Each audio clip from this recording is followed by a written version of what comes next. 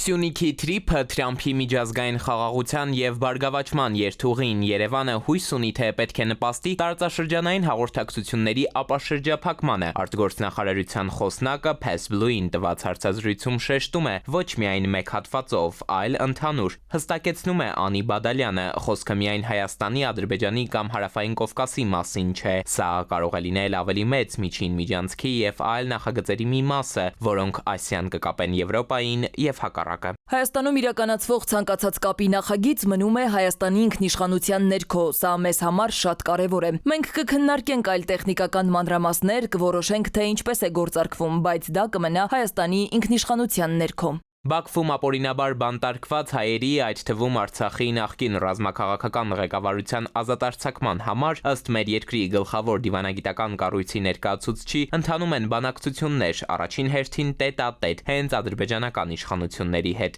Մենք ասում ենք, որ խաղաղությունը հաստատված է, բայց դա նշանակում է, որ այն կարող է նպաստել նաև մարդասիրական հարցերի լուծմանը։ Ադրբեջանում կան հայ ռազմագերիներ, եւ մենք Ադրբեջանի հետ փնտրում ենք դրական լուծումներ։ Կան անհետ կորած անձանց հարցեր։ Այս մարդասիրական հարցերն ավելի լայն պատկերի մաս են կազմում եւ իհարկե կարող են ամրապնդել մեր կողմից հաստատված խաղաղությունը։ Միևնույն ժամանակ իրավապաշտպան համայնքում ճիշտ հակառակ համոզմունքն ունեն։ Մասնագետները պնդում են, այսպես կոչված հայ-ադրբեջանական հաստատված խաղաղության հիմք հանդիսացող Վաշինգտոնյան փաստաթղթերում հայկական կողմը լուրջ հնարավորություն է բաց թողել, չպարտադրելով, որ այդտեղ ամրագրեն գերիների առանց նախապայմանների եւ վերապահումների ազատարձակման դրույթը։ Այսինքն մարդասիրական հարցերի հասցեագրումը պիտի նպաստեր խաղաղությանը, ոչ թե հակառակը։ Հիմա այսպես որևէ խաղաղություն չի կարող նույնիսկ կարճաժամկետ լինել։ Խաղաղության համաձայնագիրը, այստեղ մենք ունենք կրկին լուրջ մտահոգություն եւ քննադատություն, քանի որ այն չի պարունակում որևէ դրույթ, որը